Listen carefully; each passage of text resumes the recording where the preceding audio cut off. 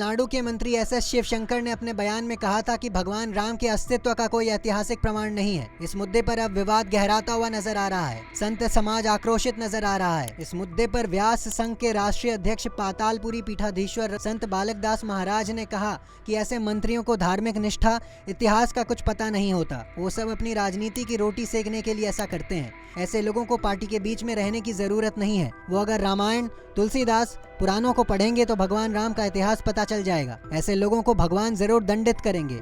इसके साथ ही उन्होंने ये कहा कि अगर हिम्मत हो तो मौलवियों और अल्लाह के बारे में बोल के दिखाएं कि सनातन धर्म एक शांत धर्म है, तो कोई कुछ भी बोलकर चला जाता है। आइए सुनते हैं उनका पूरा बयान। ये देखिए, मंत्री संतरी इन लोगों को कुछ इतिहास का पता नहीं है, ना भूगोल का पता है, ना किसी प्रकार से धार्मिक निष्ठा से पता है।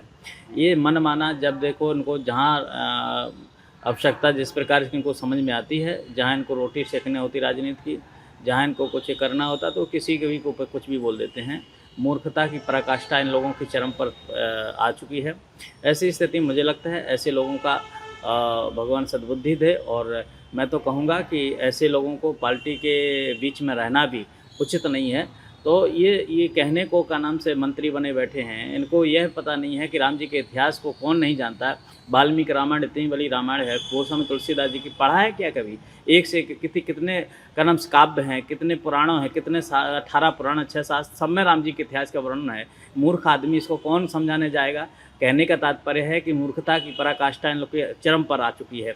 ऐसे लोगों को मुझे लगता है कि भगवान तो दंडित करेंगे ही करेंगे, लेकिन वर्तमान में सरकारें हैं, उनको इस प्रकार की चीज़ों को ध्यान रखना चाहिए कि किसी भी धर्म से धर्म के लोग पर टिप्पणी नहीं करना चाहिए। उससे आस्था पर इस प्रकार का जो प्रहार करते हैं, इससे लोगों का मन दुखित होता है, हृदय फटता है। तो मुझे लगता है कि किसी भी धर्म के प्रति इस प्रकार की बातें नहीं करना चाहिए। अगर इनके माई ने दूध पिलाया हो तो एक बार थोड़ा सा मौलवियों के बारे में बोलिए, एक बार अल्लाह के बारे में बोलिए, बुद्धि ठीक हो जाएगी। एक तुरंत धड़ से सर कलम करने की बात शुरू हो जाएगी। अब क्योंकि ये जो है हिंदू जनमानस शांत प्रिय है, नहीं ऐसा कुछ कहना चाहता है, नहीं कुछ करना चाहता, नहीं इनका मंत्री पद रहना 1 मिनट में ठीक हो जाता। अब तक लोग मोमबत्तियाँ लेकर के बाहर निकल गए होते, अब तक लोग तलवारें भाजने लगते अगर दूसरे धर्म का यही मैटर होता। लेकिन अब क्योंकि ये सनातन धर्म से संबंधित है, कोई भी किसी को कुछ भी बोल करके चला जा रहा है, किसी भी धर्म देवी देवताओं को अपमान करके चला जा रहा है। तो मुझे लगता है कि अब यह समय आ चुका है इनको सबक सिखाने का।